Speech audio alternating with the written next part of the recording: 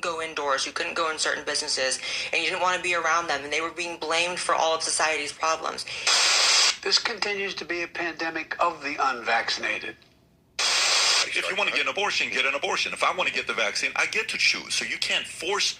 If I can't force you to get an abortion, you shouldn't be able to force me to get Because it's not about you. It's about people you interact with, and that's the social contract of public health. You're assuming because somebody can take the vaccine, won't get COVID, which, by the way, I don't need to play the clips for you to see it, where everybody said, hey, if you get it, you're not going to get, if you take the vaccine, you're not going to get a Rachel Maddow, Joe Biden. I can give you Fauci. I can give you, and you've seen these clips before. It's not like you've never seen it before. Yeah, what happened They were wrong. Hold on. So, the strain evolved. It just all played out exactly like every other psyop plays out, and so that's how you know that's what it was. At least in part because, again, it's not that COVID was fake. And you can make a straw man argument that that's what I'm saying, but that's simply a straw man. It's not what I'm saying.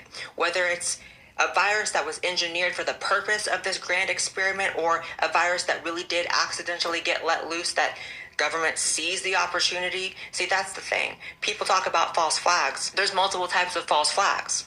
There's the false flags that are 100% coordinated, and then there are genuine tragedies that the opportunity is then seized upon by the hands of government to enact control, to limit freedoms while you're afraid. Just like post 9/11, just like when they're trying to convince us to go into war, they just turn the fear dial up, and you have to always wonder why they're doing that. There's a reason why time and time again during COVID, we caught our overlords, our government overlords, our governors, our politicians, our elites, breaking all the same rules that they claimed we were grandma killers for if we broke them. There's a reason why these rules only applied to the little people. It's the classic, it's what has happened all throughout history, what's currently happening now in many facets. And for whatever reason, people generally are pretty open to the idea of things like this happening in the past. They're pretty open to the idea of tyranny and government overreach when they see it in a history book or perceive it as something that used to once be, but they're not as good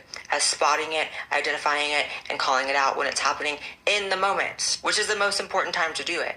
And I don't know if that's just a lack of education on history. I don't know if that is fear, cowardice. I don't know what it is. It's probably a blend of all the things. My opinion on COVID is that it was largely a massive human experiment.